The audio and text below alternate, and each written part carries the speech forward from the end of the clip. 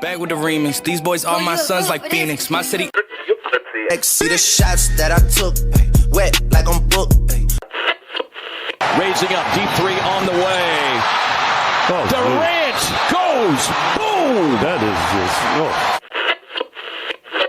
Sun came out, I went about to drop. All right, so let's go, Shazam!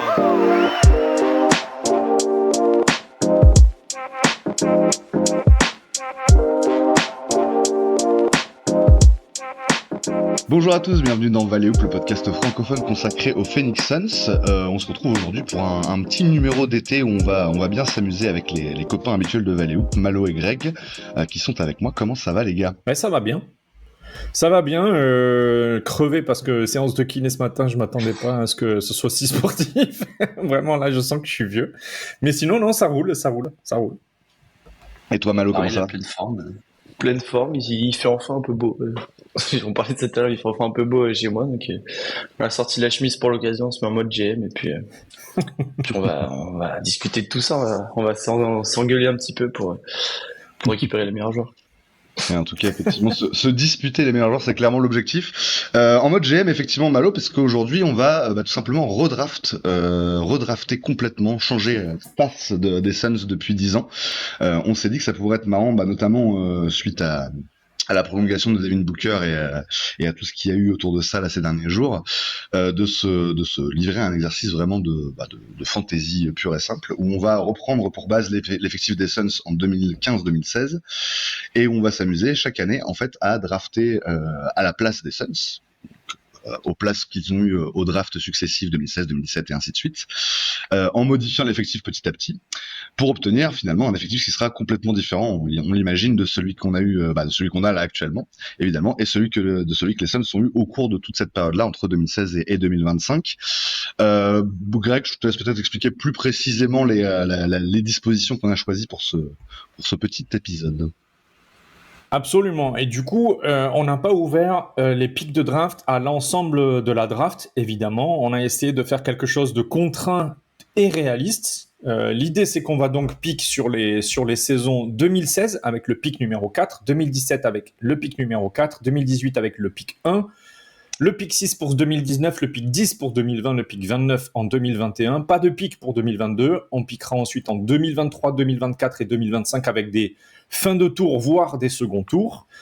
À chaque saison, on pique un seul choix et on pique dans un ensemble de 10 joueurs autour du joueur que les Suns ont sélectionné. Donc, exemple, pour la saison 2019, les Suns ont pique en numéro 6. Il y a 4 joueurs au-dessus. Le pick des Suns est le 5e et il y a 5 joueurs en dessous. Donc, on a un pool qui est le même pool pour nous trois, un pool de 10 joueurs dans lequel on va faire notre pick. C'est la même chose que le pick soit le numéro 1 et du coup, il y a 10 joueurs en dessous, enfin 9 joueurs en dessous pour avoir un pool de 10 joueurs, ou le pick 52 de 2023. Et là, on va chercher 4 joueurs au-dessus du pick 52 et 5 picks en dessous.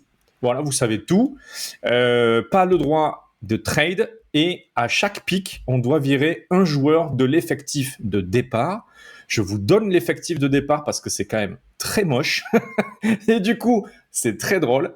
On a donc Devin Booker, qui a donc sélectionné en 2015. On a le futur rookie qu'on va sélectionner. Et ensuite, on a Marquise Chris, Alex Len, Leandro Barbosa, Eric Bledsoe, TJ Warren, Jaren Dudley, Tyler Ulis, PJ Tucker, Brandon Knight, Tyson Chandler, Alan Williams, Derrick Jones Jr., Ronnie Price et Jarrell Eddy. C'est quand même fou, d'ailleurs, ce qu'on disait un peu en off, de s'imaginer qu'il y a moins de 10 ans, on avait encore Brandon Knight, Eric Bledsoe et la légende Leandro Barbosa dans l'équipe.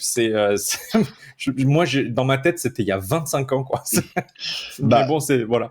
Pour resituer un peu le contexte effectivement de cette saison-là, donc c'était la première saison de Booker, et c'était une saison où on venait de se séparer de Dragic et on était un peu sur un truc de Suns essaye de rester compétitif après une saison un peu ratée en 2014-2015, et je crois que Barbosa était revenu cette saison-là ou la saison juste avant, enfin vraiment c'était un retour, absolument. Après sa longue période à Phoenix où il avait été un des joueurs les plus importants de l'ère Steve Nash. Très bien, écoutez messieurs, on peut absolument, c'est ça. On peut commencer peut-être direct, si vous voulez, par le... Du coup, je voulais juste te dire, on a à peu Vas-y. près entre 30 secondes et 1 minute par pic. Et voilà, quoi, on va attaquer tranquillement. On a établi l'ordre également de cette draft. Cet ordre sera en snake, donc le premier qui pique à l'année numéro 1 piquera en troisième à l'année numéro 2. Donc c'est 1, 2, 3, 3, 2, 1, 1, 2, 3, 3, 2, 1 et ainsi de suite. Et donc l'ordre, c'est, si je me trompe pas, Malo en premier, Rod en deuxième et moi-même en troisième. Et évidemment, on a utilisé un site internet tout à fait impartial pour faire cet ordre. Complètement. Mais voilà. Mais comme on est 3, en vrai, ça va à peu près, quoi. Ça tourne à peu près, quoi. Oui, ça laisse pas mal de fenêtres. C'est parti. Eh bien, écoutez, messieurs, eh bien, on va commencer tout de suite dans le vif du sujet avec l'année 2016. L'année 2016, où donc les Suns avaient drafté à la 4e place au premier tour un certain Dragan Bender, qui était une licorne, un joueur absolument incroyable et qui finalement n'a absolument rien donné à Phoenix ou ailleurs d'ailleurs. Et donc du coup, bah écoutez, donc Le meilleur numéro 35 de l'histoire des Suns. c'est ça, sans aucun doute. Et donc, avec ce pick 4 de 2016, qu'est-ce que toi tu choisis, Malo? Mais Déjà, je vais présenter les joueurs qui sont disponibles pour cette draft, on va dire. Ah, donc. Alors du coup, au-dessus, il y a donc Ben Simmons, Brandon Ingram, Jaylen Brown, Dragan Bender, donc Chris Dunn, Buddy Hield, Jamal Murray, Marcus Chris, Jacob Poeltl, Ton Maker. Petit spoil qui n'en est pas un, je ne prends pas Dragan Bender, malheureusement. Oui, il faut le rappeler d'ailleurs, on a le droit de pick la même chose que les Suns, hein, évidemment. Et donc, je ne prends pas Dragan Bender, et je vais prendre Jaylen Brown, messieurs. Ok. Rien que ça. Et donc, tu peux le marquer dans ton petit onglet. Et du coup, tu enlèves qui de ton effectif? J'enlève Alan Williams. Tac. Donc, Dragan Bender. Ok, ça marche. À toi, Rod. À moi, Rod. Donc maintenant, Dragan Bender n'est plus sélectionnable.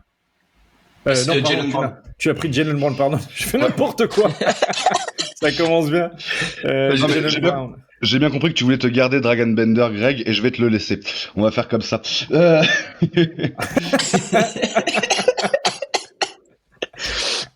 Donc pour ma part, avec donc ce 4e pick, je vais sélectionner Brandon Ingram, qui va donc intégrer l'effectif des Suns en tant que rookie cette année-là, en 2016. Brandon Ingram, et à la place, donc dans l'effectif des Suns, je vais devoir couper un joueur, et ce sera Tyson Chandler cette année. Ça marche. Et donc c'est à mon tour. Et je vais sélectionner, et c'est pas facile. Je vais sélectionner, parce qu'il faut que je sois stratégique, parce que je sélectionne toujours en 3 ou en premier, donc ça veut dire que j'ai le premier tour de la saison prochaine. Du coup, pas besoin de prendre des liés, parce que vous savez très bien qui je vais prendre sur le pick 2017. Tac, j'essaie de la jouer stratégique un peu sur au moins 1 ou 2 saisons après. Je vais prendre... qui est-ce que je vais prendre ? Je vais prendre Ben Simmons. Parce qu'on oublie trop, mais Ben Simmons en sortie de draft, c'est quand même très costaud. Et du coup, j'enlève la légende Eric Bledsoe. Parce que Déjà. quand tu veux partir, tu pars, mon frère. C'est vrai. Ah oui, c'était mon objectif. Le plus vite possible. J'aurais pu prendre, franchement. Je dégage juste Eric Bledsoe, ma draft a réussi. Ah oui, j'aurais pris Jacob Poeltl, que c'était quand même lui qui partait. Même Ton Maker, c'était Eric Bledsoe qui partait. Eh ben, c'est à nouveau à moi. Du coup, pour ce pick 2017, donc pour récapituler le pick précédent, t'as pris Jaylen Brown, Malo, Brandon Ingram pour Rod, et moi j'ai pris qui ? J'ai pris notre camarade Ben Simmons. Et du coup, maintenant, j'ai Ben Simmons, machin. Je retourne voir les picks et je vais prendre... Donc, on est en 2017. Le pool, c'est Markelle Fultz, Lonzo Ball, Jason Tatum, Josh Jackson, qui est le pick des Suns, De'Aaron Fox, Jonathan Isaac, Lauri Markkanen, Frank Ntilikina, Dennis Smith Jr. et Zach Collins. Et je vais prendre Jason Tatum. Je vais drafter au talent. Je vais prendre Jason Tatum, quoi. Je pense que j'ai pas besoin de dire pourquoi. C'est vraiment le joueur le plus fort de cette draft-là, sur ces picks-là. Je vais enlever, du coup, je vais quand même garder Tyson Chandler, même s'il a 1000 ans. Et je vais enlever Alan Williams. C'est parti, c'est à Rod, les enfants. C'est donc à moi d'enchaîner. Et donc du coup, dans ce pool de 2017, tu as pris Jason Tatum. Il reste donc Markelle Fultz, qui était le premier pick cette année-là, Lonzo Ball, Josh Jackson, De'Aaron Fox, Jonathan Isaac, Lauri Markkanen, Frank Tilikina, Dennis Smith Jr. et Zach Collins.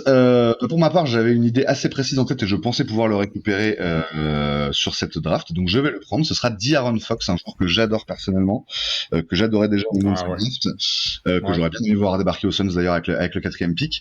D'ailleurs, j'étais plutôt content à l'époque de Josh Jackson, mais bon, on va plutôt. Enfin, en fait, c'est ça le problème de cet exercice, c'est qu'on le fait toujours de manière rétrospective, c'est-à-dire on sait ce qu'ont donné les joueurs, tu vois. Donc forcément, ça va influencer le choix. Hein. Absolument. Excusez-nous, chers auditeurs, pour ça. On voit dans le futur. Ouais, mais c'est ça qui est rigolo, quoi. Complètement. Je suis bien d'accord avec ça. Et donc moi pour ma part, donc je prends De'Aaron Fox qui vient donc récupérer la main du côté des Suns et j'en profite enfin pour virer Eric Bledsoe qui est resté 1 an de trop dans mon équipe, il dégage là. Et donc du coup voilà, j'ai un nouveau meneur rookie aux Suns, extrêmement talentueux, extrêmement juteux, De'Aaron Fox. Magnifique. C'est à moi. Et je vais prendre Lauri Markkanen dans mon équipe, un petit peu de taille dans cette équipe. Donc, Lauri Markkanen file chez moi et qui je vais pouvoir enlever Eric Bledsoe. Écoutez, comme ça, il est parti de chez tout le monde. C'est un plébiscite. Bien. Et du coup, pas de Markelle Fultz, pas de Lonzo Ball, les grands blessés de cette draft, malheureusement. J'aurais bien aimé Lonzo, hein, mais ouais, Lonzo, son problème, c'est pas beaucoup de taille dans Mais c'est intéressant. Elle est bizarre cette draft. Elle est bizarre, mais elle est intéressante. Et du coup, c'est à qui? C'est à moi. C'est à toi. J'ai une question. Est-ce qu'on peut trade nos choix ou pas? Non, on ne peut pas trade les choix. C'est trop compliqué, on a dit Malo. En plus, il veut trade le first pick des first picks. C'est vraiment. Ah non. Je voulais récupérer le 2e pick de cette draft. Ah, d'accord. Parce que je veux faire une dinguerie. Je sais que c'est une dinguerie. Mais comme on a dit, on voit dans le futur et on voit les choix des années suivantes. Et je suis en train de voir qu'il n'y a aucun pivot de très bon niveau. Et que donc le tacle à la glotte. Malo qui refait une Ryan McDonough, quoi. C'est ça que t'es en train de nous dire. Je refais les mêmes erreurs, mais pour le coup, là, il n'y a aucun intérieur. Épisode de légende. Tu te débrouilles en commentaire YouTube, Malo. Tu te débrouilles. Je m'en fous. Je m'en fous. Je refais la même erreur. Mais tu prends qui, du coup? Je ne vais pas prendre Luka Doncic, je ne vais pas prendre DeAndre Ayton, je vais prendre Jaren Jackson Jr. D'accord. Avec ce premier choix. Et c'est bien pour ça que je voulais récupérer le 2e pour pouvoir faire ce que je veux.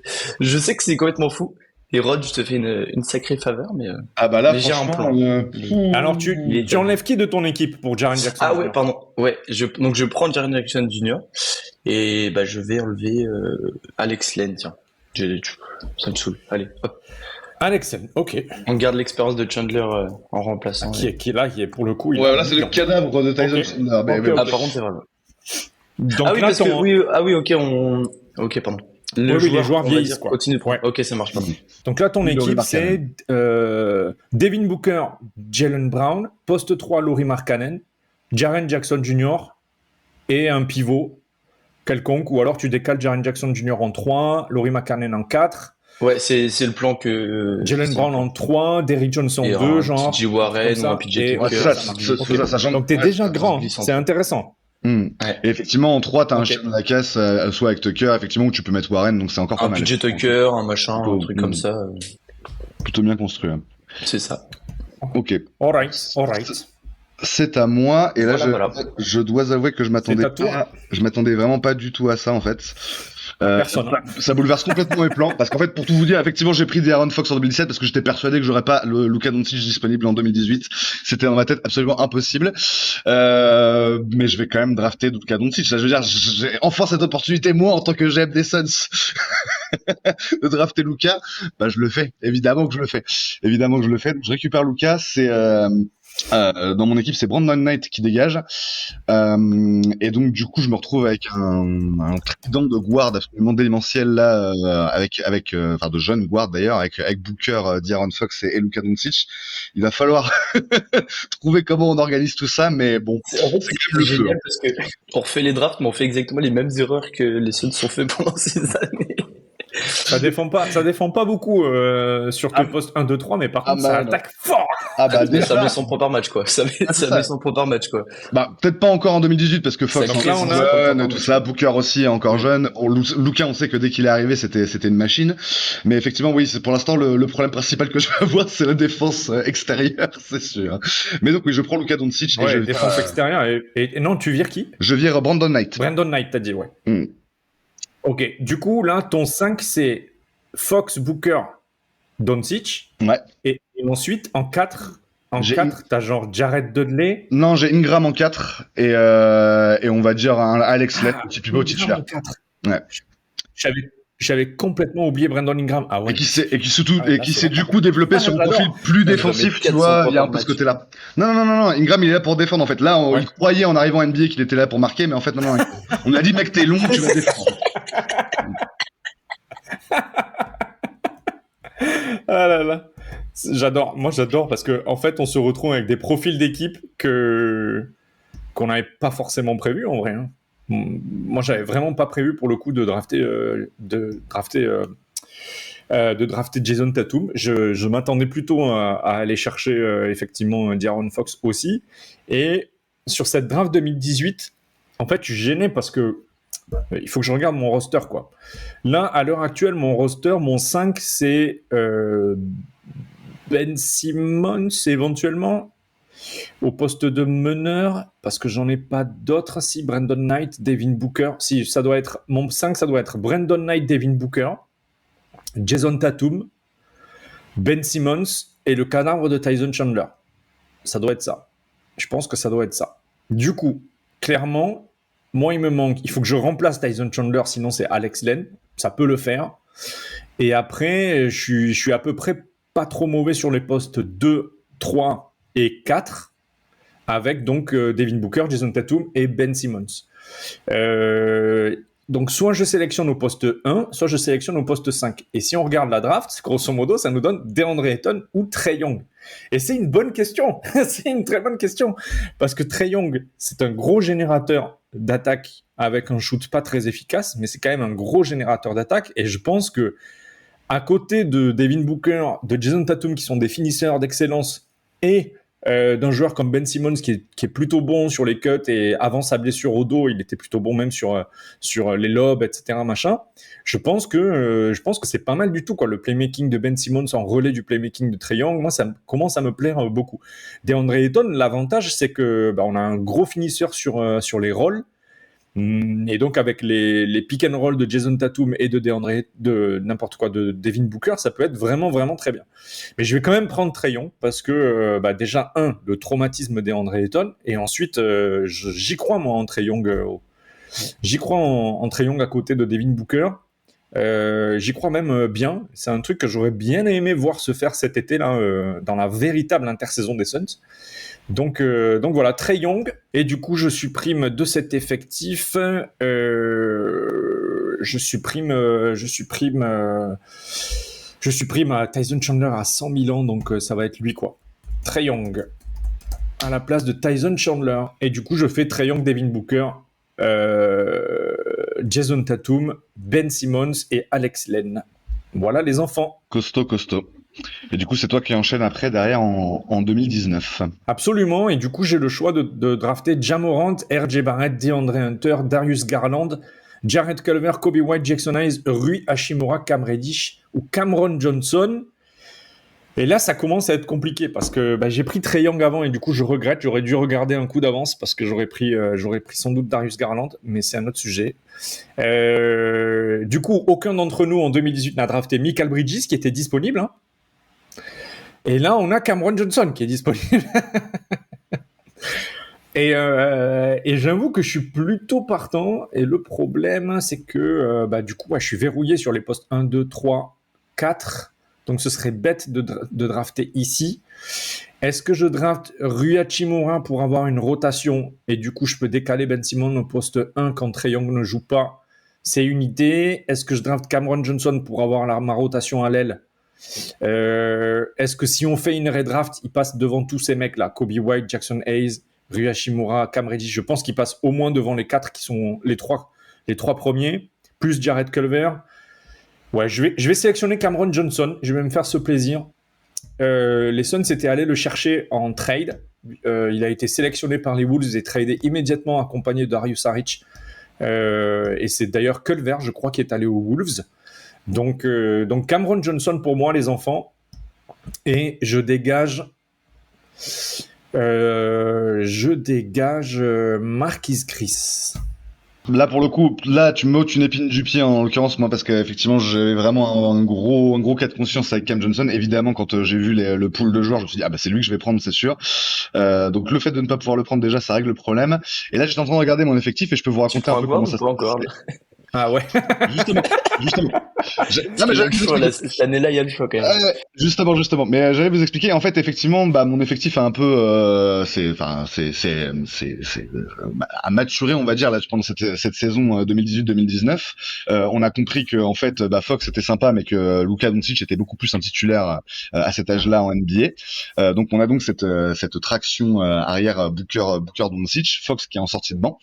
Et donc on a un TJ Warren qui alterne sur le poste 3 avec PJ Tucker pendant que Brandon Ingram défend fort au poste 4 et Alex Len qui finalement est devenu un pivot tout à fait respectable de NBA existe au poste 5, c'est déjà pas mal.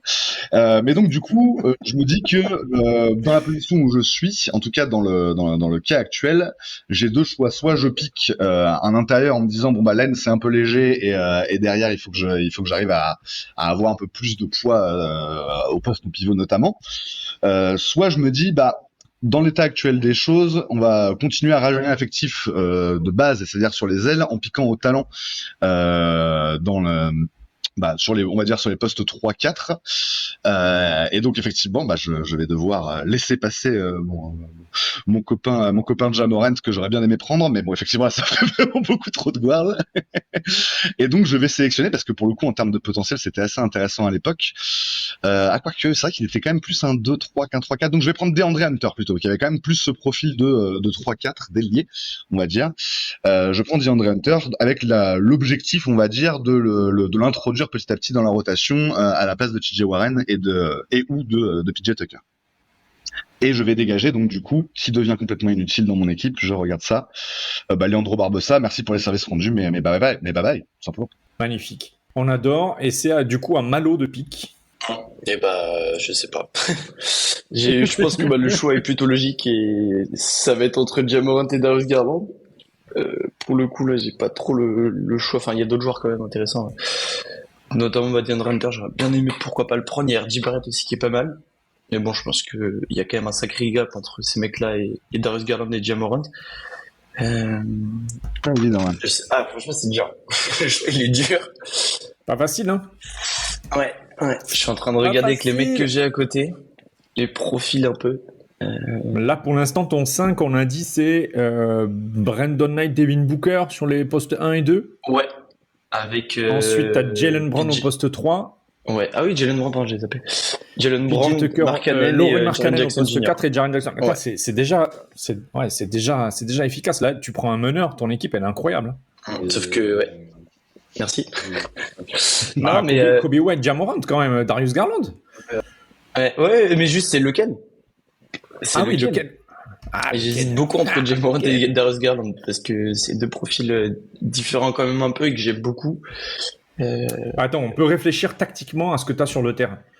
C'est ça. Mais le truc c'est qu'il y a aussi le fait que j'ai le premier pick de la draft d'après. Il y a un joueur que j'ai vu qui me plaît vachement. Kylian Hayes. Non.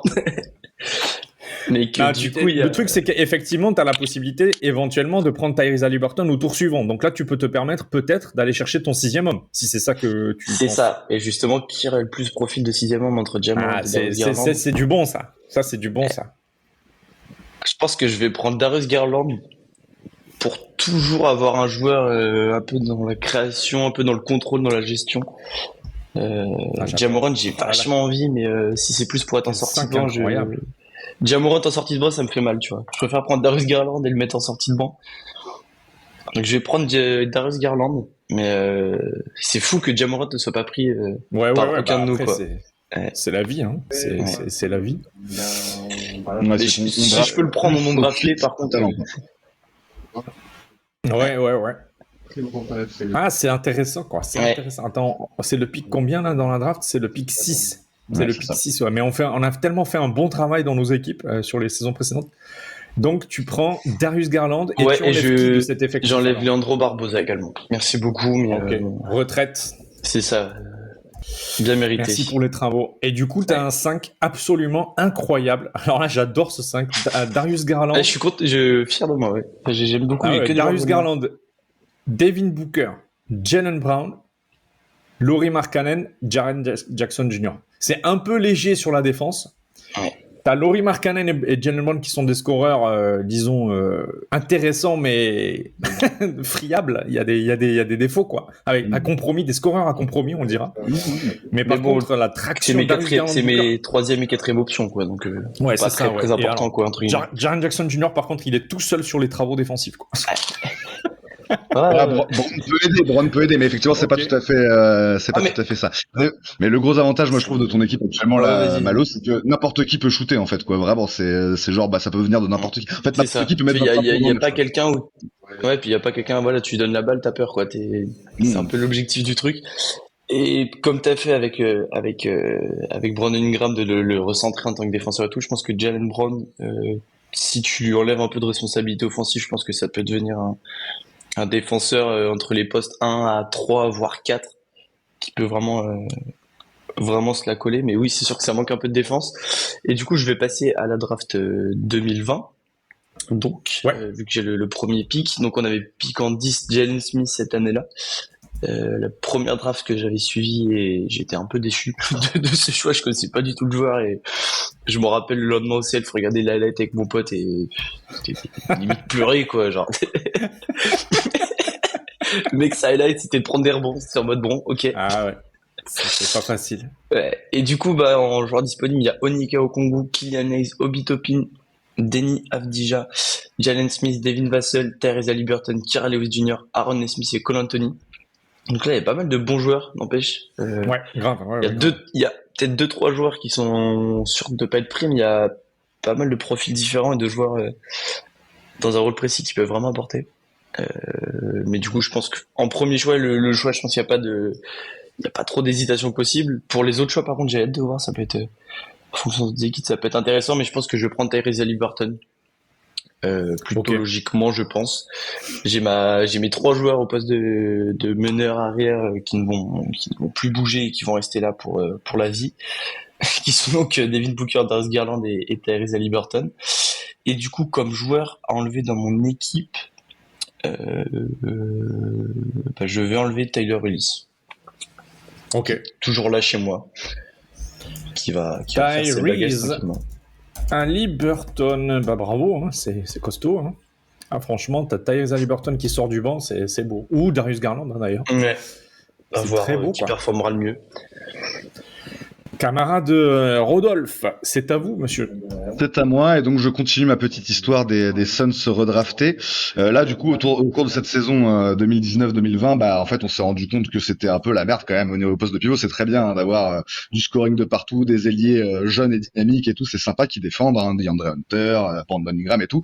Mais le problème, c'est que tu prends pas trop de rebonds parce que Alex Len, il est sympa, mais bon, voilà, des fois, il se fait avoir. Dès qu'il est plus sur le terrain, t'as plus d'intérieur, en fait, c'est pas possible, quoi. Donc ça devient très compliqué. et du coup les Suns se disent à la draft 2020, il faut de toute urgence que je drafte à l'intérieur. Le meilleur pick possible, c'est évidemment Onyeka Okongwu, là au point où on en est, et donc je vais prendre ce joueur qui a donc été drafté par les Hawks, Onyeka Okongwu, donc qui rejoint l'effectif des Suns en 2020 à la place de Jared Dudley, qui est déjà bien vieux et qui lui aussi Ouais, c'est clair. va à la retraite, et donc du coup vient renforcer le secteur intérieur, vient peut-être même déjà concurrencer un peu Alex Len dans l'idée d'un 5 titulaire. On verra ça en cours de saison. On sait que quand il est arrivé, Okongwu c'était pas encore tout à fait un pivot NBA ready, et que d'ailleurs il est toujours pas titulaire. Enfin, il va peut-être l'être cette saison, mais voilà, ça laisse mesurer un peu le chemin qu'il a parcouru depuis qu'il est en NBA. Mais en tout cas, moi je l'ajoute à mon effectif et ça fait un intérieur un peu solide, même si un peu undersize, mais quand même avec toutes les qualités qu'il faut, notamment en termes de défense et tout. Donc voilà, j'aime bien l'idée et je renforce mon secteur intérieur. Du coup, Luka Doncic, Devin Booker, ensuite DeAndre Hunter sur les ailes, et Brandon Ingram en 4, Onyeka Okongwu en 5. C'est ça, en gros. Sachant que ça okay, peut aussi partir du principe qu'on a toujours soit TJ Warren, soit PJ Tucker qui est le titulaire. Ouais, absolument, ouais. Voilà, ça dépend de comment ça va évoluer, mais enfin, ça a évolué, mais en gros, c'est ça. Ok, Derrick Jones Jr. qui sort du banc avec De'Aaron Fox sur les lignes arrière, c'est cool. Exactement, ouais, c'est pas mal. On a toujours, encore une fois, c'est TJ Warren, PJ Tucker et Alex Len. Du coup, c'est ça ton 5. C'est ça, en gros, c'est ça, ouais. Sur le banc, ouais. Même si on peut considérer, attends, j'ai qui encore? Ouais, non, c'est ça. C'est exactement ça. Donc on a Tyrese Haliburton et Onyeka Okongwu. Onyeka Okongwu qui était le choix le plus haut qu'on pouvait faire sur cette draft. Qui a été choisi finalement assez haut. Il a été choisi en 6 par les Hawks à l'époque. Et moi, il me reste donc Killian Hayes, Obi Toppin, Deni Avdija, Jalen Smith, Devin Vassell, Kira Lewis Jr., Aaron Nesmith et Cole Anthony. Je vais faire un petit tour sur mon effectif. Donc moi je suis avec Trae Young, Devin Booker, Jason Tatum, Ben Simmons et j'ai toujours Alex Len au poste 5. Cam Johnson en sortie de banc en 6e homme pour l'instant, j'aime bien. Est-ce que j'ai sur le pic prochain de la saison prochaine, est-ce qu'il y a un pivot qui sort du lot? Absolument pas, puisqu'on est en pic 29. Et le problème, c'est que, mis à part Jalen Smith pour faire mon pivot titulaire, j'ai pas grand-chose là à l'instant T. Donc là, on est vraiment sur le gars qui est bloqué, quoi. Le gars qui est bloqué. Franchement, j'aurais vraiment adoré drafter Aaron Nesmith. Parce que je pense que j'ai pas besoin d'injecter davantage de playmaking et de qualité offensive sur les postes 1, 2 ou 3. Par contre, effectivement, sur les postes d'ailier, du poste, disons, 2, 3, Aaron Nesmith aurait pu amener de la défense et de l'adresse de loin en sortie de banc. Donc ça aurait été intéressant. Problème, c'est que je peux absolument pas me permettre de passer à côté du seul pivot potable des 4 prochaines drafts, à peu près. Donc, je me pose quand même pas mal de questions. Ouais, en fait, moi, c'est vraiment ça. Désolé, Greg, je t'interromps, mais c'est vraiment ça. C'est-à-dire que j'ai un peu regardé la suite et je me suis dit, si je prends pas Okongwu maintenant, ça va être compliqué de trouver un pivot potable, en fait. Donc, c'était un peu mon raisonnement. Bon, je vais quand même prendre Aaron Nesmith et je vais me laisser flotter. Après tout, il faut se faire plaisir dans la vie. Je vais me laisser flotter, on verra. on draftera à l'instinct ou on mettra Ben Simmons en pivot. Il l'a fait dans sa carrière. Je ne sais pas si c'est vraiment ce qui est le mieux pour lui, mais voilà, je prends Aaron Nesmith et du coup, c'est Tyler Ulis qui s'en va également de mon effectif. Le choix du cœur, Aaron Nesmith, clairement. Ouais, de ouf. Voilà, clairement le choix du cœur de Zinzin. Ouais, carrément. Du coup, draft suivante. Donc, on est en 2021. Les Suns sélectionnent en 29 et sont disponibles Quentin Grimes, Bones Island, Cam Thomas, Jaden Springer, Day'Ron Sharpe, qui avait été sélectionné par les Suns mais envoyé directement ailleurs, Santi Aldama, Isaiah Todd, Jeremiah Robinson Earl et Jason Preston, ainsi que Rokas Jacobaitis. Je vais prendre Quentin Grimes, tout simplement, qui est un joueur que j'adore après sa saison passée aux Sixers. Donc là, je me jette dessus clairement sans sourciller. Et je dis au revoir à Leandro Barbosa, qui a dépassé les 48 ans dans cet effectif. Du coup, Devin Booker et Trae Young sur les lignes arrière, Jason Tatum, Aaron Nesmith, Cam Johnson, TJ Warren qui est toujours dans le coin, et puis Derrick Jones Jr. sur les postes 2-3. Jared Dudley aussi, même si ça arrive sur la fin de carrière. Quentin Grimes aussi peut dépanner évidemment sur les postes 1 et 2 en relais de soit de Trae Young, soit de Devin Booker. Et puis après, dans la raquette, je me débrouillerai plus tard. Donc pour l'instant, j'ai Ben Simmons et Alex Len. On verra ce que je fais un petit peu plus tard. C'est à Rodolphe de Sauve. Ouais. Moi, je vais juste jeter un dernier coup d'œil là, un petit peu à mon roster en l'état actuel. Et effectivement, donc en continuant un peu la grande aventure, la grande saga des Suns redraftés, l'encadrement Rodolphe McDonough s'est rendu compte là autour de cette de cette saison 2020-2021 que ouais, c'était pas mal. On commençait à avoir pas mal de profondeur, notamment sur les ailes. On était un petit peu moins ridicule à l'intérieur, en tout cas un peu moins démunis. Et en fait, finalement, notre second 5 était plutôt intéressant défensivement, avec notamment les apports de Derrick Jones Jr. ou PJ Tucker. Par contre, ce qui manque un peu là dans ce backup du côté des Suns, c'est un peu de scoring, parce qu'en fait, on a dit Aaron Fox qui doit se démerder avec des mecs qui sont soit des shooters un peu épisodiques, soit des mecs qui rentrent rien du tout, soit, en tout cas d'une manière générale, pas de créateur ballon en main. En fait, en gros, Fox c'est un peu notre seule option de création offensive en sortie de banc. Et donc du coup, Rodolphe McDonough se dit, il faudra peut-être commencer à changer un peu tout ça et rajouter un peu de potentiel offensif sur le banc, sur les lignes arrière, donc pourquoi pas. Et je vois que Cam Thomas est disponible. Et donc je me dis, pour rajouter sur mon banc un petit Cam Thomas, ça peut être pas mal du tout. Et donc je sélectionne Cam Thomas là sur cette draft 2021. Et donc je vire de mon effectif Tyler Ulis, qui ne servait déjà plus à grand chose et qui avait plus beaucoup de temps de jeu, notamment à cause de sa toute petite taille. C'est un peu le même format, mais c'est beaucoup plus explosif. Donc on prend Cam Thomas dans l'effectif des Suns. Fabuleux, très bon choix. J'aime bien, surtout ça progresse comme Thomas, là on l'a vu un peu cette saison, c'est un petit peu plus efficace, c'est moins radicalement trou noir que ce qu'on pensait de lui, donc c'est chouette. C'est pas la folie, hein, mais c'est chouette de rajouter ça en sortie de banc, quoi. L'idée c'est vraiment en sortie de banc et on verra ce que ça donne, quoi. Ouais, c'est ça. Du coup, il te reste Bones Island, Jaden Springer, Day'Ron Sharpe, Santi Aldama, Isaiah Todd, Jeremiah Robinson Earl, Jason Preston et Rokas Jacobaitis. Cher Malo, qui prends-tu? Eh ben, je vais faire pour la première fois, c'est ce que je suis en train de voir. Pour la première fois, je vais prendre le joueur que les Suns ont sélectionné.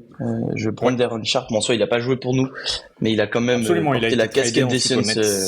Il a quand même porté la casquette des Suns à la draft. Day'Ron Sharpe, parce que ça va être ma rotation secteur intérieur. Voilà, il va apporter un peu quelques minutes, un peu de défense, un peu de rebond, on va dire un Jaren Jackson Jr. mais en moins évolué, c'est sûr, mais du coup qui va pouvoir lui apprendre pas mal de choses. Et j'ai pas mal hésité avec Santi Aldama, un joueur que je trouve pas mal aussi, mais voilà, le profil est plus retrouvable et que j'ai quand même pas mal de joueurs un peu comme ça dans l'équipe. Donc Day'Ron Sharpe va venir aux Suns et va faire plus que porter seulement la casquette chez moi. Et ouais, je viens de remarquer, c'est la première fois qu'on prend un joueur qui a été drafté par les Suns depuis le début. Il y avait l'exception de Cam Johnson, mais c'était un peu justement, il avait pas la casquette des Suns. C'était en trade. C'était le trade. Là, pour le coup, Cam, il a la casquette des Suns, quoi. Parce que il faut le dire, sur les pics de draft qui arrivent, donc 2023, 2024 et 2025, on a choisi la configuration où les mecs qui montent sur l'estrade de la draft ont la casquette des Suns et non pas la casquette d'une autre équipe. Exemple, avec le dernier pick 2025, évidemment, les Suns ont sélectionné Maluach, le pivot, mais quand ils montent sur l'estrade, c'est le pick des Rockets. Les Rockets transfèrent ce pick aux Suns après la draft. Et donc, Kaman Maluach a la casquette des Rockets à l'instant où il est sur l'estrade. Donc nous, on a choisi de conserver les picks d'origine avant la draft, avant les trades de la draft. Et donc, on a que le pick 29 qui a été tradé pendant la saison des Cavs sur la draft 2025. C'est aussi le cas sur la draft 2024 et la draft 2023. Donc voilà, on a tous sélectionné, je crois, en 2021. On est bon. Day'Ron Sharpe pour Malo, Cam Thomas pour Rod et Quentin Grimes pour moi. Malo, c'est à toi. Oui, j'ai pas enlevé de joueur pour cette saison. Ah oui, exact. Pour ce choix, je viens de remarquer ça. Bah, Et, écoute, de toute ça marche. façon, ils vont tous partir, donc c'est pas très grave. De toute Ok, façon, donc, je pense que bah, juste j'enlève, Tyton Chandler a disparu parce qu'il est mort. Ok, Il est j'enlève mort de Eric fatigue. Bledsoe Ouais. j'enlève Eric Bledsoe et je me débrouillerai. Ouais, Après, t'inquiète, ça t'inquiète. marche. Ok, c'est bon. Donc Comme là, ça, t'as Eric Bledsoe sélectionné part vraiment des Suns officiellement. Ouais, Défini, on est sûr qu'il part, genre. Darren Sharp. On est bon. Ouais. Voilà, Et voilà. du coup, c'est à nouveau à toi. Ouais. Non pas sur la draft 2022, puisque les Suns n'ont pas sélectionné après avoir fait les finales NBA. Et donc 2022, saison de légende pour les Suns, avec 2 candidats MVP, Devin Booker et Chris Paul. Dans la réalité, nous, on n'a pas Chris Paul puisqu'on n'a pas les trades en question. On ne construit qu'à la draft. On se retrouve en 2023. Le pool dans lequel tu dois sélectionner, c'est Jordan Miller, Emoni Bates, Keyonte Johnson, Jalen Wilson, Toumani Camara, Jalen Clark, Jalen Solson, Tariq Biberovic, Trace Jackson Davis et Chris Livingston. Bon courage. Ouais, de Bon, ouf. écoute, bon courage à vous, parce que je prends Toumani Camara. Je prends Toumani Camara et je vous laisse vous débrouiller. Ouais, Ah en, ouais, Ouais, là, en je suis vérité, ça va très, être. très bien tombé. Vas-y, Malo, si tu veux Euh, expliciter un peu plus. Ah non, je disais que je suis sur ces drafts, par contre, je suis très très bien tombé avec le premier choix, parce que là, pour les autres, il y avait peut-être un peu de débat ou un gap pas très important. Là, le gap, il est, en même temps, en pick 52, le gap, il est monumental. Ouais, c'est ça, c'est fin de deuxième tour en fait. Donc effectivement, on est sur des joueurs qui soit n'ont pas du tout fait de carrière en NBA, soit sont des très très bonnes surprises. En fait, là dans le pool qu'on a donné, t'as très peu de joueurs qui ont vraiment percé. En fait, t'en as que 2 qui ont percé en NBA, Toumani Camara et Trace Jackson Davis. Et encore, tu vois, encore une fois, Toumani Camara c'est un vrai style et tout machin. Trace Jackson Davis c'est un joueur de rotation, plutôt de banc et tout machin. Alors pareil, je vous tiens un jour, hein, les gars. Par rapport à l'évolution. Attends, parce qu'il nous manque le joueur que Malo a enlevé. Ah oui, pardon. Vas-y. Ça va être Marcus Jarrell Eddy. Chris, Jarrell Eddy, ok, ça marche. Et Qui donc, ne tu as joue sélectionné Toumani Camara qui Yes. va rester aux Suns. Ah, les émotions. Je le trade pas, non, il n'y a pas de, il y a pas de trade, il n'y a pas de machin. Tu m'étonnes. Et donc, c'est parti, c'est à toi, Rod. Dis-nous. Ouais, et ben je vous raconte un peu l'histoire. Et effectivement, donc les Suns ont commencé à avoir une escouade vraiment très très sérieuse, là, très très solide, avec ce Booker Doncic, Fox en sortie de banc, plein de 3&D finalement autour, hein, parce qu'on le sait maintenant, Ingram s'est développé en 3&D du côté de chez nous, Hunter aussi, Tucker, voilà, c'est son profil de toute façon. Warren, finalement a perdu des responsabilités offensives, mais c'est pas un peu plus spécialisé là-dedans. Et donc, messieurs, je vous annonce qu'en fait, les Suns ont été champions NBA avec Doncic et Booker en 2022. Donc, c'est absolument pas grave de pas piquer cette année-là. En 2023, les Suns ont encore fait une bonne performance, on va dire, en playoff, mais malheureusement se sont inclinés face aux Memphis Grizzlies qui avaient pu récupérer eux Ja Morant et tout machin et Jaren Jackson. Donc bref, bon, je vais pas faire toute l'histoire, mais les Suns ont une petite déception en 2023, mais savent qu'ils peuvent construire sur ce noyau qui est très très fort, qui a été champion donc en 2022, et donc vont continuer à essayer de garder cette ossature en essayant de rajouter des éléments un peu plus défensifs, un peu plus toniques, pour remplacer un peu ceux qui commencent à vieillir un peu, et donc très logiquement, parce que notamment on sait ce qui s'est passé après avec ces joueurs-là. Mais moi je vais sélectionner Trace Jackson Davis, qui est donc plutôt un intérieur, un peu petit pour un poste 5, mais vraiment très très tonique et très très vertical, on va dire.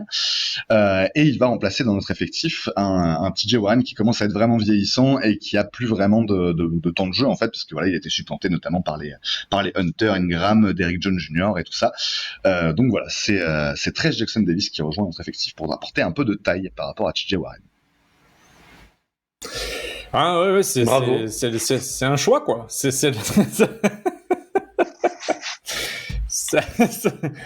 Trace Jackson Davis, ouais, en fait, c'est là qu'on se rend compte que quand les Suns piquent très bas, les pools de joueurs, c'est là que tu te rends compte que la loterie augmente, quoi. Parce que certes, sur les saisons précédentes, tu as des joueurs qui sont complètement éliminés de la course, mais tu as quand même une densité qui est beaucoup plus grande, quoi. Quand tu regardes la draft, même sur la draft 2017, où tu as Markel Fultz et Lonzo Ball qui ont des destins difficiles dans cette ligue, Dennis Smith Jr. qu'on voit plus, Zach Collins c'est toujours un joueur NBA, Frank Ntilikina effectivement a quitté la ligue, mais tu as toujours Zach Collins, Jonathan Isaac, Mark Allen, De'Aaron Fox, Joe Jackson, Jason Tatum, Lonzo Ball qui sont des joueurs de rotation, voire des titulaires NBA, voire des stars. NBA, voire même des All-Stars en NBA. Et là, sur les drafts dans lesquels on est, effectivement, quand tu te rends compte que tu piques autour des pics 50, etc., début de second tour, bah là, c'est beaucoup plus difficile. Début de second tour, non. Milieu de second tour, fin de second tour, bah là, c'est beaucoup plus difficile.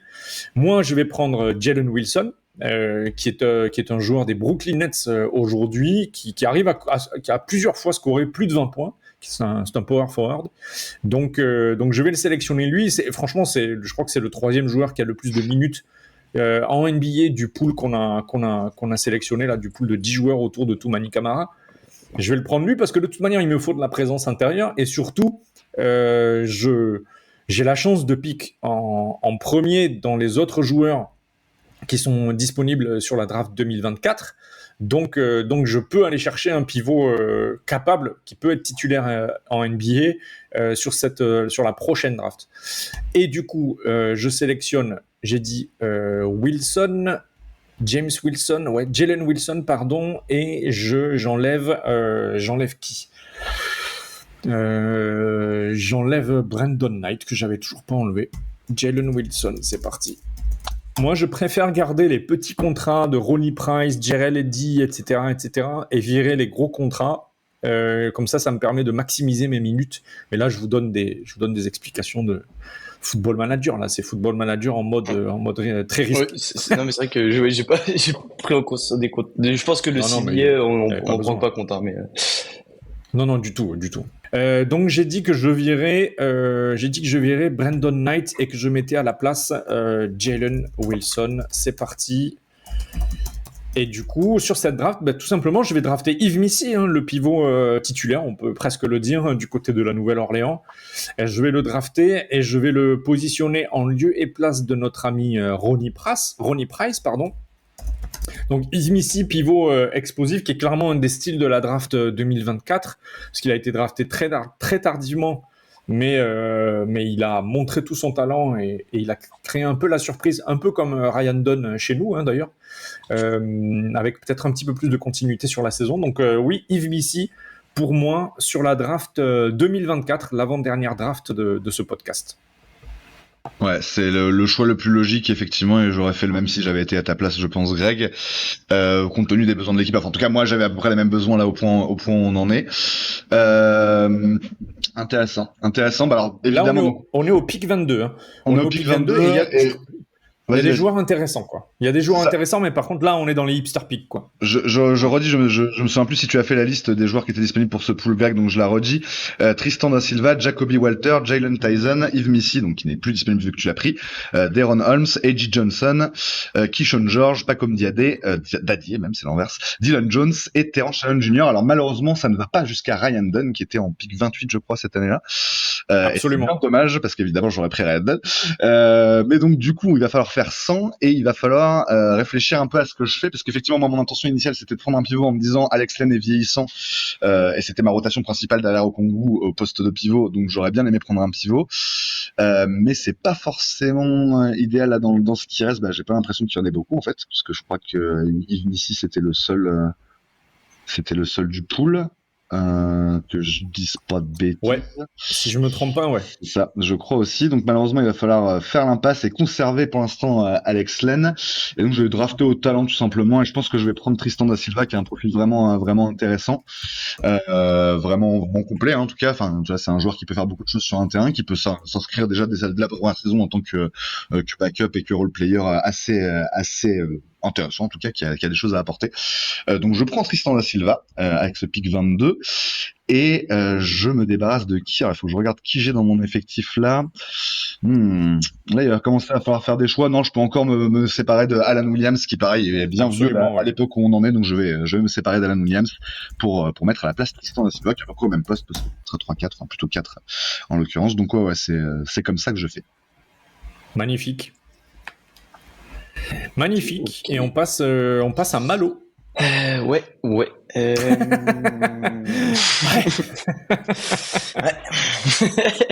Ah oui.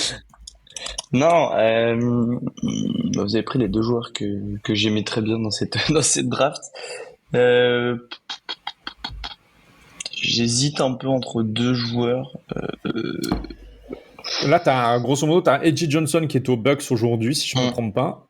T'as Keyshawn George qui est à Washington. Et t'as Pacom Dadier qui est à New York. Il y a Dillon Jones, Terrence Stanton Jr., Jalen Tyson et Jacoby Walter aussi. Jacoby Walter, je crois qu'il a quelques minutes du côté des Raptors. Ouais, c'est aux Raptors, ouais. Et il est plutôt intéressant. Et t'as Deron Holmes qui était le choix des Suns à l'époque.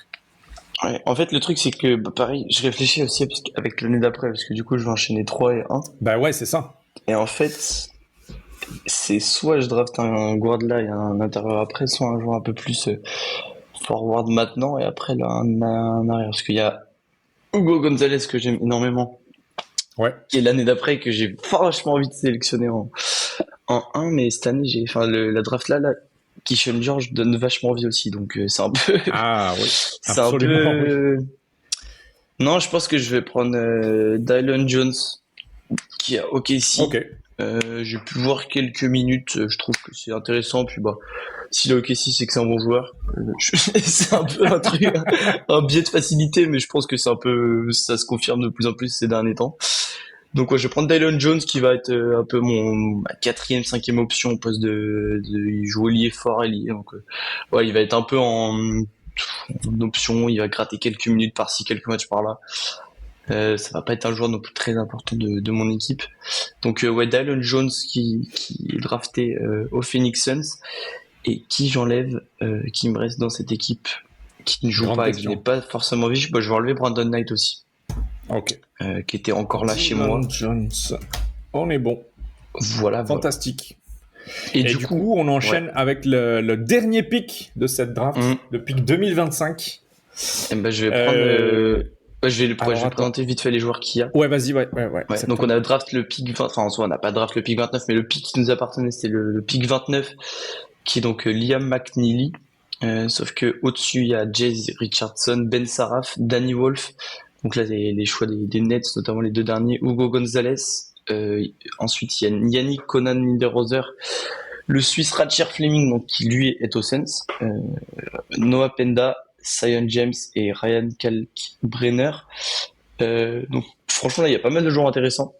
Ouais. Après voilà, c'est encore là déjà que la draft précédente c'était un peu ça de draft à peu au potentiel, au truc de je pense qu'il peut faire ça. Là c'est encore plus le cas parce que bah aucun de ces joueurs n'a encore joué en NBA, ils se sont contentés de la Summer League. Bah, je vais prendre Hugo Gonzalez.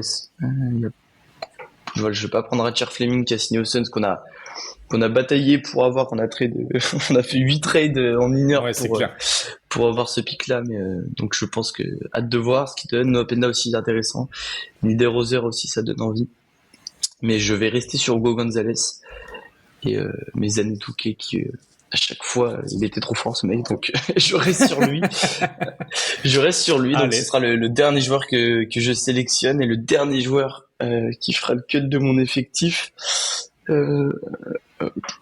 Ça va être Ronnie Price. Qui est encore là, Ronnie Price. Et donc j'ai mon effectif terminé. Ouais, on va commenter après tout ça. Carrément. On va faire les 5 majeurs, tout ça là, ça va être du bon. Ouais, effectivement. Rodolphe, c'est à vous. Ce sera intéressant de voir où on en est effectivement en 2025 avec tous ces effectifs-là. Eh bien moi c'est à moi. Donc toujours un peu la suite de cette longue histoire. Les Suns qui sont donc une des places fortes de l'Ouest depuis quelques années avec le duo Booker-Doncic, ça cartonne. Hein, tous les ans c'est un candidat au titre. Ça marche pas tous les ans. On a été champion qu'une seule fois en 2022, mais on est toujours au rendez-vous des playoffs. On est une équipe dangereuse et on est une équipe basée vraiment sur une construction très très simple. Hein. On a notre base arrière qui score à fond, et les autres qui sont là surtout pour défendre. Mettre des coups pour protéger les stars et pour prendre du rebond et faire du playmaking défensif, on va dire. Dans cet ordre d'idée, alors je trouve que c'est là pour le coup c'est très intéressant la draft 2025 puisque à l'inverse de beaucoup d'années, alors c'était le cas aussi un peu pour 2024, mais évidemment logiquement on n'a aucun recul, on sait pas du tout ce que vont donner les joueurs et là c'est un petit peu un saut dans le vide quoi, donc c'est un peu plus logique on va dire de drafter au profil que vraiment à ce qu'on donnait les joueurs véritablement parce qu'on ne sait pas on ne le sait pas encore évidemment. Et pour ma part, donc, je me dis, il faut que même interrogation de l'été dernier, où je me dis, je suis quand même encore un peu léger au pivot. Alex Len, là, maintenant, il a 32 ans, il commence vraiment à être vieillissant, et même en backup, ça devient un peu limite. Et je me dis, bon, il faut que je rajeunisse un peu ça, que j'ajoute un peu de l'athlétisme du côté de ma raquette. Et donc, j'aime beaucoup, dans cet ordre d'idée, le profil de Yannick Conan-Niederhauser, qui a l'air vraiment d'être ça, un pivot très moderne, athlétique, qui a vraiment pas mal de capacités à faire valoir dans ce domaine-là, et qui a donc un très gros potentiel, notamment défensif, en fait, à polir, évidemment. C'est un joueur que tu draftes en fin de premier tour, donc c'est pas du tout une star annoncée, mais il y a de quoi faire à mon avis avec ce profil-là, donc c'est lui que je vais récupérer avec ce pick 29, et dans mon effectif je me sépare de PJ Tucker qui, comme actuellement, n'est plus vraiment en capacité de jouer en NBA, donc pareil, merci pour les services rendus, merci pour les services rendus, merci pour le titre, PJ Tucker, pour tes fautes techniques pendant cette magnifique run vers le titre en 2022, t'as été super important pour les Suns cette année-là, merci pour les services rendus, pour ces 10 années de bonheur, même un peu plus, puisqu'il était là encore un peu avant. T'as été un joueur important de la franchise. Je pense même qu'il y a des chances que PJ Tucker t'ait ton maillot retiré au bout du compte, quoi, parce que voilà, t'as été un vrai carrément. Franchement, si on a été champion en 2022 et que ça a été un joueur important, tu vois, et qu'il a passé 12 saisons au Suns, moi je me dis, ouais, pourquoi pas, en vrai. Ouais, donc en tout cas, bye bye PJ Tucker, et on récupère donc Yannick Conan-Niederhauser avec ce pick 29. Voilà. Fantastique. Et du coup, il me reste donc à choisir entre Ryan Kalkbrenner, Zion James, Noah Penda, Rasheer Fleming, Danny Wolf, Ben Saraf et Jace Richardson. Et j'hésite beaucoup parce que Noah Penda, il a quand même un profil qui me plaît beaucoup, notamment les aptitudes défensives et physiques. J'ai l'impression qu'il est un petit peu plus mûr basketballistiquement parlant que Rasheer Fleming. Et ensuite, au-dessus, on a Danny Wolf, Ben Saraf et Jace Richardson. Jace Richardson, si je veux aligner, normalement, c'est lui que je prends. Sachant qu'effectivement, on n'a pas dit dans notre scénario de science-fiction là, enfin plutôt d'Uchronie, si les Suns étaient effectivement rachetés à un moment par Matisse Bier. Ouais, absolument. Mais c'est évidemment le cas parce qu'il fallait enlever le précédent propriétaire. Donc c'est évidemment le cas. Il y a rachat, mais comme c'est nous le GM, on n'est pas aligné du tout avec les Spartans. On est aligné avec les Normandies. Avec les Normandies Camemberts, les Angers... Les Normandies Rodolphe. Exactement. Et moi, les Toulouse Cassoulettes. Je pense que je vais faire... je pense que je vais faire Rasheer Fleming. Mais alors là, pour le coup, je le fais... comment dire ? Je le fais parce que je sais que j'ai suffisamment de rotation et de joueurs sur... Ah non, remarque. C'est trop tard, mais j'aurais dû prendre un pivot, quoi. J'aurais peut-être dû prendre un Danny Wolf, je crois que c'est un pivot, ou Ben Saraf, je crois que c'est... Non, Ben Saraf, non, mais Danny Wolf... Non, Ben Saraf, c'est un meneur, Danny Wolf, c'est un pivot, un seven footer. Je l'ai pas pris, moi, parce qu'il est pas du tout défensif au niveau du profil. Mais c'est ça. Non, je vais quand même prendre Rasheer Fleming, ça peut jouer 4, je décale Ben Simmons en 5, on n'est pas du tout moderne, dans le sens où on n'a pas du tout de grande taille au poste 5, mais c'est pas grave. Je prends Rasheer Fleming, ça me va très bien. Je crois en lui, j'essaie de croire en lui. C'est pas facile, mais je crois en lui. Et moi, je garde PJ Tucker dans le vestiaire. Et c'est TJ Warren qui s'en va. Je garde PJ Tucker qui deviendra assistant à partir de la saison 2025. Donc, il est toujours présent dans mon effectif, mais on va passer sur un côté assistant avec Jared Dudley, qui est toujours dans mon effectif aussi. Tous les deux vont devenir assistants de coach Steve Nash, d'ailleurs, pour tout vous dire, parce que après son échec honnête, j'ai fait venir Steve Nash en tant que head coach. Donc dans son pool de staff, il y a PJ Tucker et Jared Dudley qui vont le rejoindre, accompagné bien sûr de Jordan Howard, qui est un jeune que j'ai scouté du côté du banc des Cavaliers. Voilà. Ça et tout. Du coup, les 5 majeurs. Allez, c'est parti. Du coup, je commence. Mon effectif, c'est donc Devin Booker.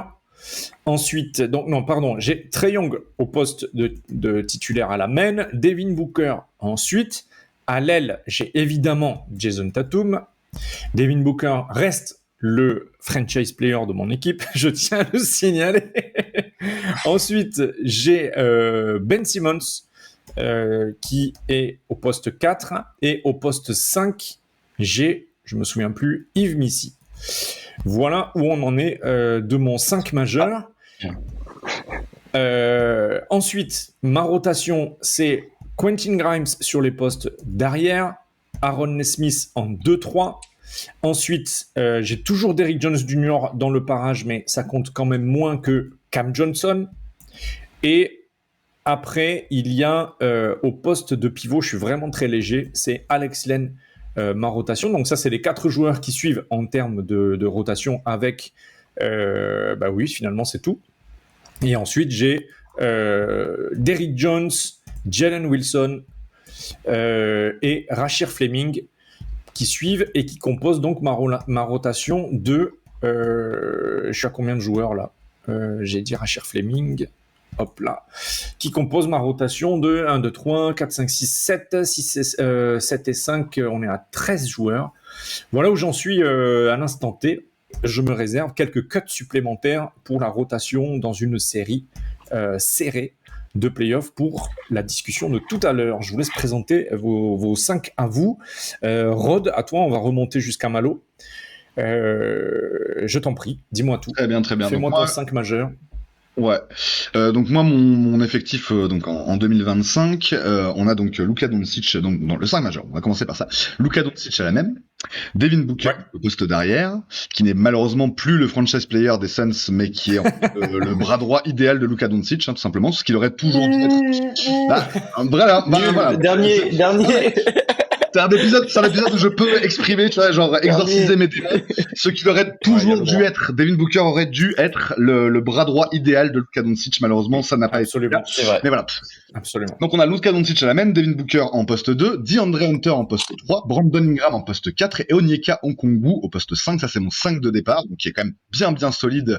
En tout cas, voilà, sur le côté, il y a un peu tout ce qu'il faut, quoi. Il y a de la création offensive, il y a du shoot, il y a de la taille, il y a de la longueur, il y a de la défense. Ça manque un tout petit peu de viande dans la raquette, puisque Okongwu, on l'a dit, est un tout petit peu petit par rapport à certains pivots. Et Ingram, on sait que c'est un peu une brindille, même si c'est quand même un joueur solide, mais c'est pas le plus costaud, on va dire, des postes 4, quoi. Derrière, en sortie de banc, j'ai une escouade qui est plutôt assez intéressante, avec du dynamisme et de la jeunesse, même, on peut le dire, avec De'Aaron Fox, Cam Thomas, Derrick Jones Jr. pour faire le sale boulot, on va dire, et aller exploser en contre-attaque. Tristan da Silva qui commence à bien se développer là en sortie de banc, et Alex Len, mais c'est en balance là sur cette saison avec Nicolas Niederhauser sur ce poste là de pivot, de deuxième pivot en fait, on va dire, de rotation de Okongwu. Également en bout de banc, j'ai toujours 13 Jackson Davis et les deux que je n'ai pas du tout coupé, Ronnie Price et Eddie, que j'ai pas du tout coupé, mais bon, qui sont vraiment des bouts de banc, qui jouent, qui remplacent le cas échéant sur les quelques blessures qu'il peut y avoir, sachant qu'effectivement il y a quand même un petit peu d'injury prone quand même dans mon effectif, notamment du côté de Hunter, Ingram et Booker, mais bon, on verra comment ça se passe, mais en tout cas dans l'idée c'est un peu ça, avec je vous l'annonce puisqu'on peut se faire plaisir, en coach Mike Budenholzer qui a rejoint les Suns en 2021 après le nouvel échec des Bucks en playoff. Cette fois-ci, il y a eu un truc et en fait il a été champion. Il se trouve qu'en fait Mike Budenholzer a été champion dès sa première saison avec les Suns en 2021-2022, donc c'était un peu les playoffs. J'aime ça. Voilà, l'enfant du pays qui est champion et tout machin. Et donc évidemment, il a carte blanche pour continuer à développer cette équipe dans le futur. Pas encore de deuxième titre pour les Suns, mais on sent que ça pourrait venir là avec cet effectif qui commence à gagner en maturité après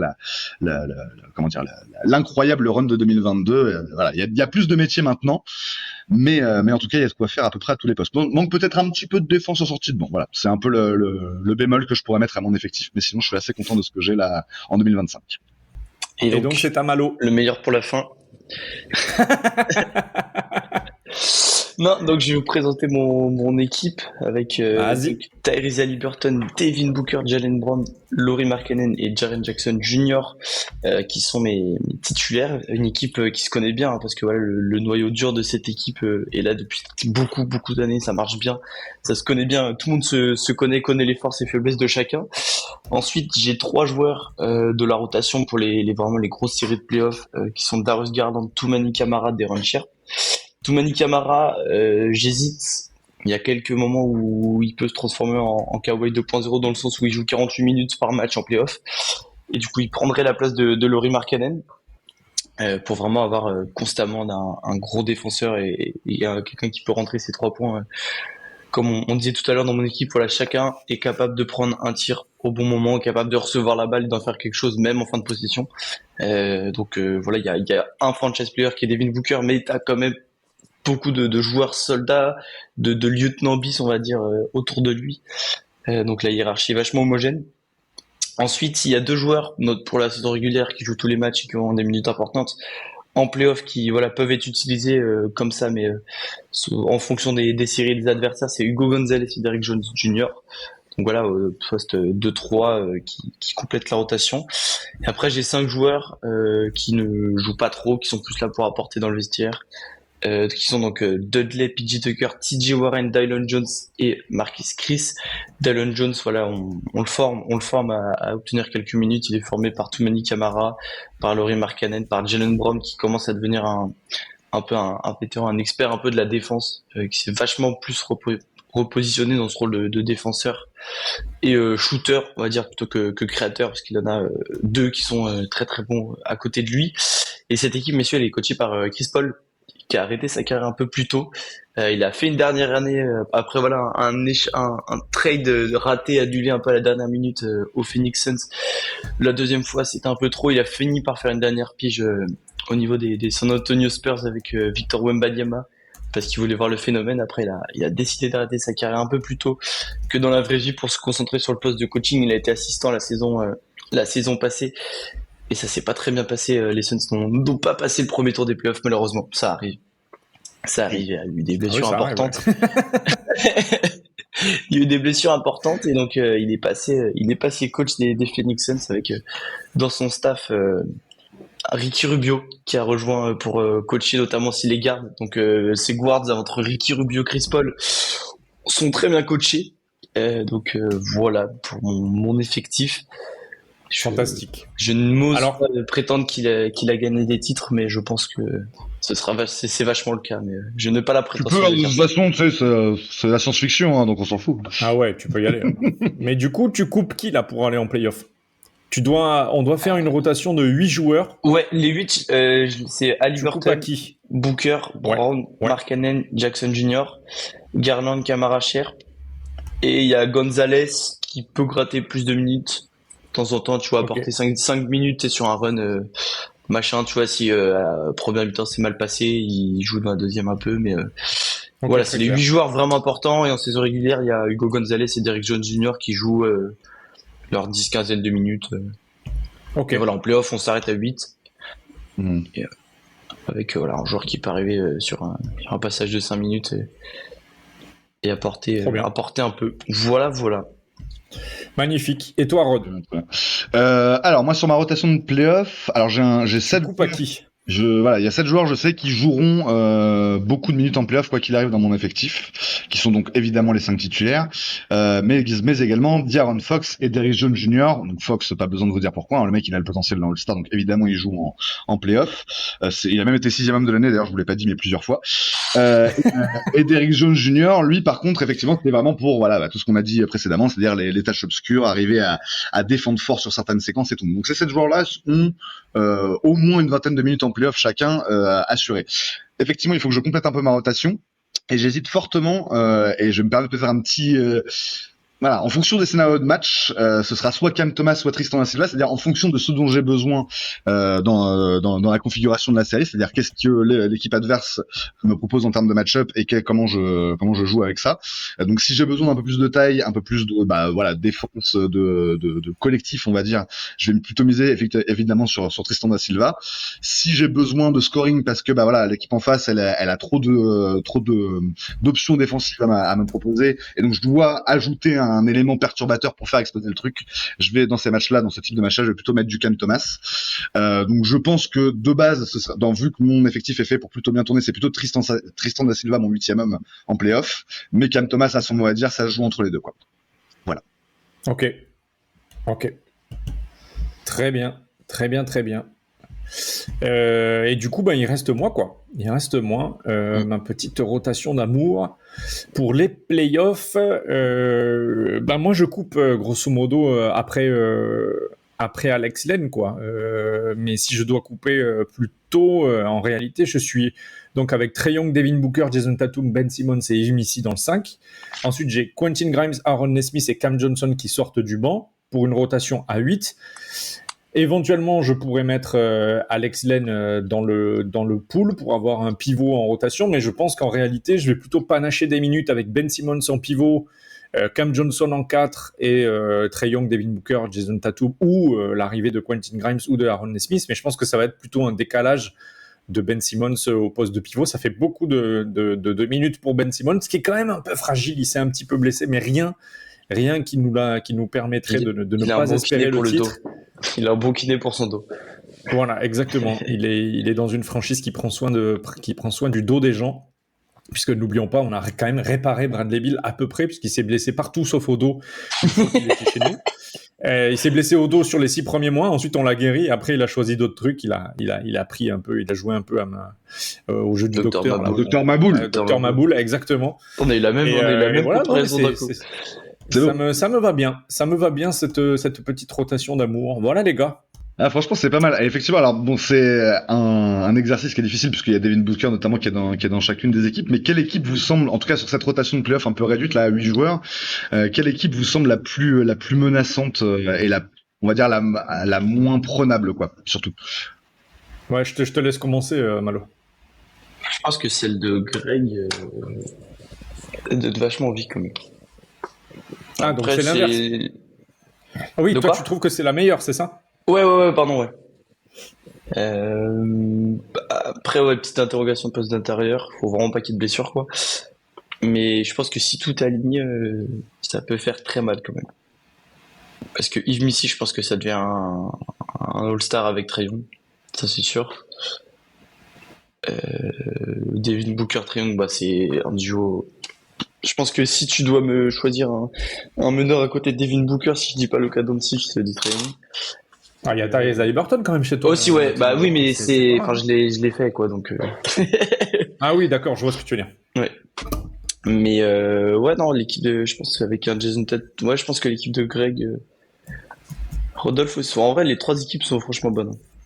Oui. Oh, il y a encore intérêt. On était au courant de tous les pics de draft qui allaient arriver, donc heureusement nos équipes sont très bonnes. Mais moi, j'aime beaucoup ton équipe. Si tu mets Toumani Camara à la place de Lauri Markkanen sur le terrain, je pense que Jaren Jackson Jr., Toumani Camara au poste 4 et 5, à mon avis, c'est vraiment brutal. Et après, en fait, quand on a Jaylen Brown et Tyrese Haliburton et Devin Booker... Ouais, en fait, il y a tellement de qualité à côté que...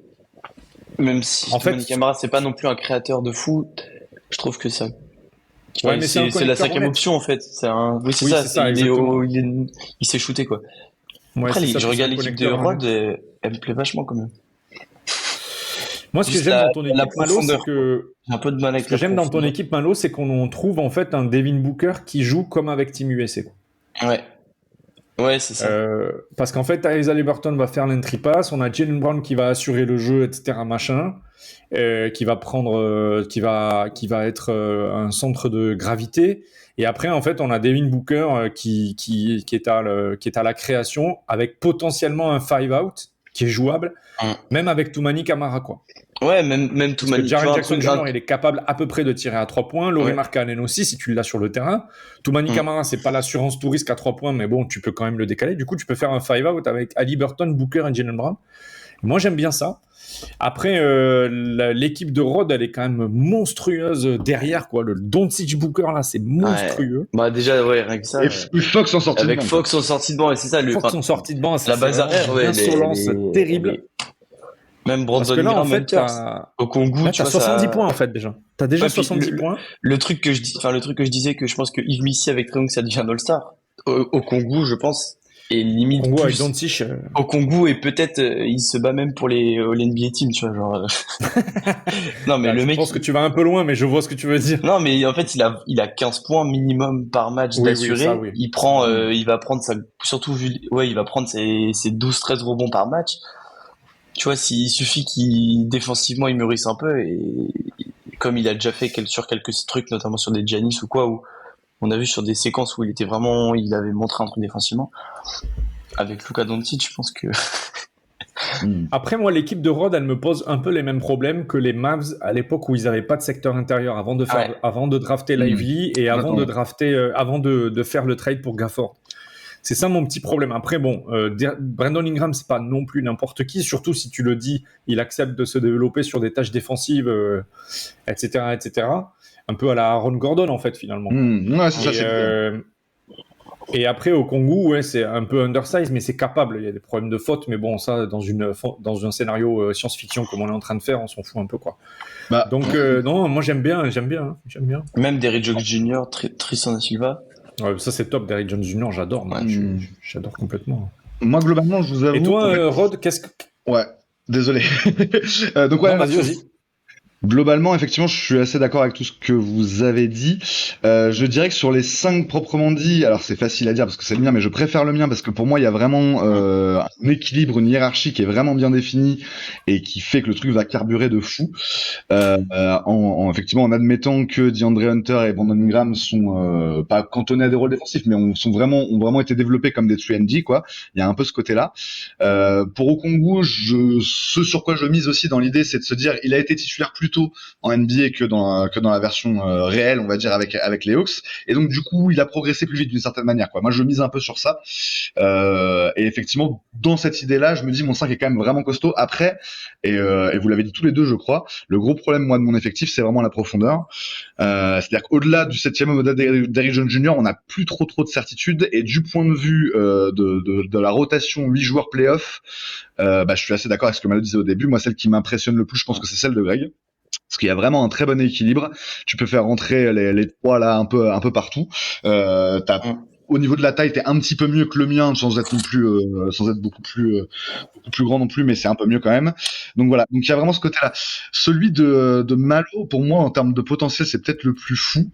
Mais il faut voir comment ça s'organise. En fait, j'ai du mal à voir comment il s'organise là en voyant l'effectif sur le papier, sachant qu'effectivement, ouais, t'as ce côté-là de qui est l'option principale. Donc a priori, c'est Booker, mais qui est la deuxième option qui est ça. C'est sur le côté hiérarchie. Mon effectif, enfin mon 5 de départ en tout cas, et même d'ailleurs mon effectif avec Fox en sortie de banc est peut-être un peu plus simple à prendre en main, on va dire, pour coach Chris Paul, donc pour coach Mike Budenholzer dans mon cas. Effectivement, Chris Paul, on sait que voilà, c'est quelqu'un qui a un gros cerveau, mais il va devoir trouver des espèces de combinaisons de jeu qui sortent un peu de l'ordinaire, parce que sur le profil des joueurs proprement dit, c'est pas forcément si évident que ça de savoir derrière Booker comment ça se répartit la hiérarchie dans l'équipe. Donc à la fois c'est un avantage parce que comme on disait tout à l'heure, tu peux sanctionner un peu n'importe qui dans n'importe quelle situation, mais il faut que le truc soit quand même un peu défini et que y a pas de frustration autour du développement des uns et des autres. On le sait par exemple mais pour un Laurie Markkanen. Vas-y. Oui. Mais le truc que je me dis, c'est que c'est une équipe qui est quand même qui a l'air en tout cas vachement intelligente, que ce soit dans le jeu et en dehors, de comprendre le rôle, machin et tout, s'adapter, tout ça. Avec en plus Chris Paul en coach qui est le niveau intelligence de jeu on peut difficilement trouver mieux. Tu vois, un Markkanen qui quand même avait un gros bosseur quand même, Jaren Jackson Jr. aussi qui en plus a un rôle important, qui est le leader de la défense, qui est qui développe vachement un tir. Tu vois, des Toumani Camara, des joueurs comme ça qui vraiment forment un groupe, et comme a dit Greg, ouais, un peu dans l'esprit Team USA. Après, c'est sûr, c'est entre une Team USA qui va faire ça juste pour une compétition et une équipe tout au long de l'année qui va faire ça pendant 80 matchs, et ça, c'est sûr qu'il faut régler ça pour les problèmes d'ego, mais je pense que c'est une équipe où justement il n'y a pas d'énorme ego un peu difficile à gérer ou difficile à contraindre. Mais je pense que ouais. Et vas-y, j'ai chaud de faire ça aussi. Si vous pouvez donner un peu une comparaison de votre équipe, une équipe un peu actuelle, ou passée un peu, ou une équipe nationale ou machin. Moi, vas-y Greg. Je pense que le plus proche pour moi, je pense que ce serait sans doute les Celtics actuels. Ouais. Avec Ben Simmons dans le rôle de Horford, même si ça s'est pas bien shooté à 3 points. Yves Missy dans le rôle de avec ces deux intérieurs en tout cas de grande taille. Ensuite, tu as Jason Tatum, Devin Booker qui sont des scoreurs. Et puis, tu as un générateur de jeu en la personne de Derrick White. Après, sur la défense, on n'y est pas du tout. Sur le style de jeu non plus du tout. Hein. C'est pas ce que j'aimerais que Steve Nash développe. Après, c'est difficile. Hein. C'est pas facile ça, d'aller chercher une comparaison sur les équipes. Moi, je vois bien les actuelles, sur Pacers, les équipes un peu les Pacers aussi avec ton truc. Un peu différent, aussi, mais peut-être, dans le sens où Jason Tatum, tu vas prendre un peu le rôle de Pascal Siakam. Trae Young en organisateur avec donc dans le rôle d'Haliburton, quoi. Puis derrière, tu vois, t'as Quentin Nesmith. Oui, c'est sûr que, disons, sur la En fait, c'est un effectif pareil équilibré où t'as pas un 5, mais t'as un truc de 7-8 joueurs un peu tout le temps. Sur un Ben Simmons dans le rôle de Topin, tu as un truc un peu... Peut-être qu'il y a de ça, ouais. Toi, t'avais une idée pour ton équipe? Pour la mienne? Ouais. Team USA, comme on a dit... un truc un peu OKC. Ouais, un peu OKC, mais avec moins ce truc marqué de Shai est vraiment dominant. Tu vois, Devin Booker a un peu moins ce rôle de vraiment la star, le leader. Tu vois, il va pas tourner à 32 points par match, quoi. Mais dans ce rôle-là, avec un... OKC, mais... Enfin, je sais pas, en fait. En soi, un peu les Suns de Chris Paul, en fait. Je trouve que c'est limite la meilleure comparaison, en fait. Ouais, les Suns avec Jaylen Brown dans le rôle de Mikal. Ouais. Et Laurie Markkanen dans le rôle de Cam Johnson. C'est ça. Ouais, c'est ça. C'est pas Je trouve que c'est plus les Suns de Chris Paul. Ouais, absolument. Moi, clairement, tu l'as dit tout à l'heure, Greg, hein, je pense que le modèle, c'est les Mavs pré-trade de Doncic. Et effectivement, t'as raison, même encore un peu avant, quand il manquait un peu de solutions à l'intérieur, quoi. Mais dans l'idée, effectivement, ça fait quelques années déjà, ils vous avaient éliminé en 2022 comme ça, qui joue sur le côté d'avoir Luka Doncic plus un autre joueur très fort en guard, qui fait que en fait, t'as pas trop de solutions défensivement parce qu'en fait, quand tu mets toute la dose sur Doncic, il passe à l'autre gars, donc à l'époque Brunson, après Kyrie, qui va te défoncer ta défense en fait, quoi. Donc effectivement, moi, le modèle, c'est vraiment ça. D'autant plus qu'effectivement, tu as une répartition. La base arrière va créer du jeu et être vraiment premier initiateur, deuxième initiateur, tout ce que tu veux et tout machin. Les autres sont plutôt des soldats, avec ce côté vraiment des 3&D très très forts en 3 et en 4. Donc pour moi, c'est vraiment le modèle qui ressemble le plus. Dans la version actuelle, donc dans la version actuelle des Mavs, évidemment, ça ressemble plus du tout. Moi, je pense que dans la NBA actuelle, je pense que c'est l'équipe qui ressemblerait à peu près en termes de construction. C'est les Cavs, mais c'est un peu différent, tu vois, déjà, parce que est-ce qu'on peut vraiment comparer Mobley et Brandon Ingram? Bon, avec l'évolution que je voyais, moi, pour Ingram dans cette version-là, pourquoi pas éventuellement? Mais par contre, Jarrett Allen et Onyeka Okongwu, c'est clairement pas le même type de joueur non plus, tu vois. Donc, mais par contre, sur le côté, justement, c'est ce qu'ont les Cavs actuellement. Deux créateurs très très forts, mais un peu défaillants défensivement sur la base arrière.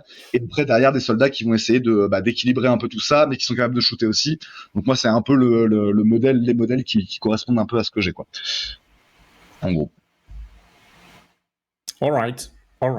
Donc pour finir, moi je voulais juste dire qu'effectivement, donc après avoir bien réfléchi, je pense que sur les 5 majeurs, Greg, je préfère le mien et celui de Malo, qui me semble plus deadly en fait, tout simplement, plus létaux quoi. Mais par contre sur la rotation 8 pour aller vraiment très très loin en playoff, je préfère clairement ta rotation, Greg, elle me semble plus équilibrée, plus profonde, plus d'options différentes quoi. Donc effectivement sur après, tu vois, pour le truc des 3, mais sur les 8 t'as le meilleur de 3 quoi. Pour le truc de Greg, tu vois, si tu dois vraiment sortir 5 joueurs, je pense que j'enlèverais Ben Simmons.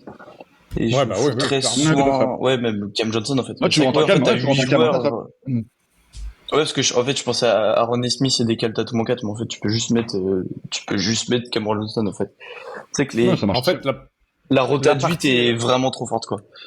La partie optimiste de mon scénario, là où Rod a fait tout un scénario fantasy assez cool. La partie optimiste de mon scénario, c'est que Ben Simmons finalement se baisse beaucoup moins, pas forcément mais en tout cas beaucoup moins, et qui reste un joueur qui est capable de tourner en triple-double sur des séries de 15 matchs quoi. Donc c'est un peu ça mon truc quoi. C'est un peu le créateur secondaire derrière Trae Young, ce qui permet à Devin Booker de jouer un petit peu plus off-ball.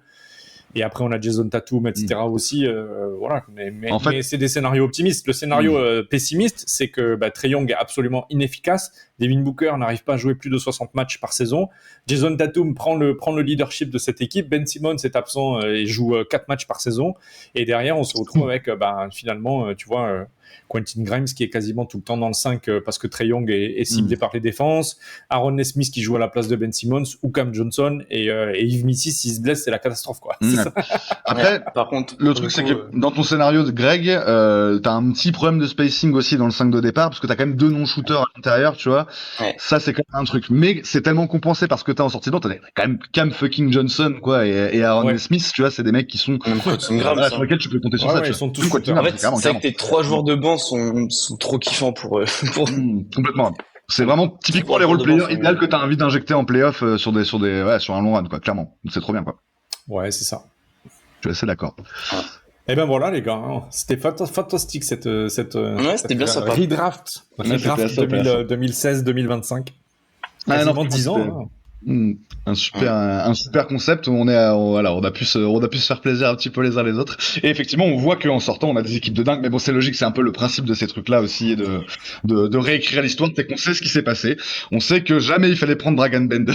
Et donc, du coup, déjà, c'est plutôt bien, tu vois, que Jared Culver on oublie. Enfin bon, il a jamais porté le maillot de Suns, évidemment, mais même Josh Jackson, tu vois, on en a pas parlé. Donc ouais, non, c'était un peu le grand intérêt, c'est de pouvoir se dire, mais en fait, voilà, avec la vision a posteriori, on peut faire des équipes complètement dingues juste en redraftant. Ouais, c'est clair, on peut. Des Suns, quoi.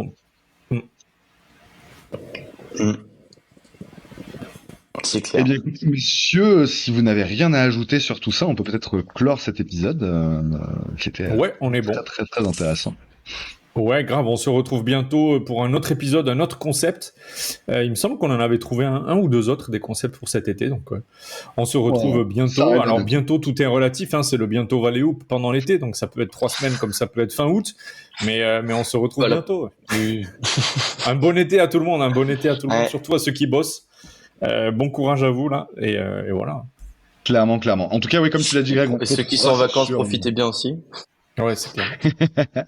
Ouais, semi-vacances, mais ce sera mieux après. Mais non, quoi qu'il en soit, effectivement, on se retrouvera pour de prochains épisodes un peu fantasy où on va encore s'amuser sur d'autres concepts et essayer de discuter de tout ça.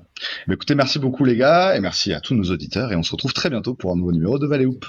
Allez, bye. Ciao. Ciao.